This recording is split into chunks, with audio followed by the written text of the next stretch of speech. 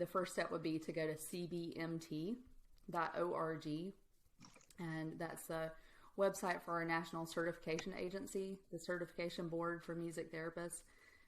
So with that, that ensures that you're being served by a trained professional who's keeping up their certification, doing those 100 hours of continuing education every 5 years. So we're keeping up on top of developing research and things, because we're continuously learning more about how our brains and bodies are affected by music, which completely fascinates me. But start there, and again, you have options as far as, finding somebody who's a good fit for you, and balancing those things that are important to you with, how proximity, how close you are to somebody, and what their specialty is, what their personality is.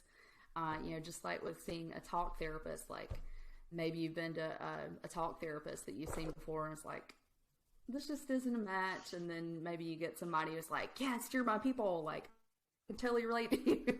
Totally happens all the time. And it's so sad because, what happens is people just say, oh, that thing isn't for me. When really it takes all kinds of people and the right match of people. So that's a really good point. Yeah. Also, there are a lot of different hospice agencies that employ music therapists that work both with patients and also with bereavement programs. So I know that Interim Health in upstate South Carolina area has 3 music therapists, and they do lots of different support groups and programs for people who are grieving. And it doesn't have to be that your loved one was in one of their programs. So there are many hospice agencies like that that offer services for people who are going through grief, and it doesn't have to be that the person you lost went through one of their programs.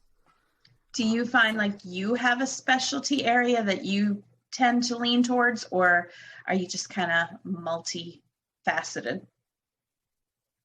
I've worked with different groups of people. In undergrad and then my internship, I got to see kids on up to people in hospice care and substance abuse, mental health issues, those sorts of things.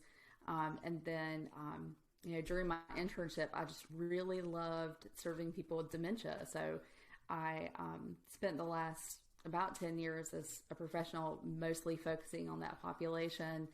And of course, with COVID right now, I can't go into long-term care communities. I'm able to continue services on Zoom and Skype with a couple of those communities that are set up for that kind of technology.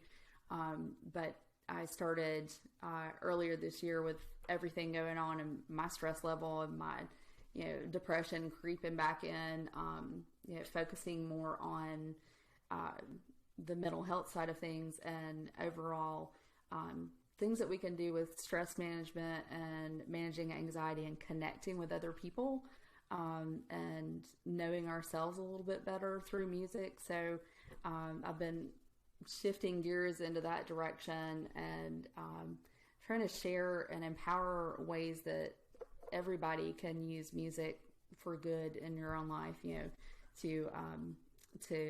to deal with everything going around us and deal with things in your personal life and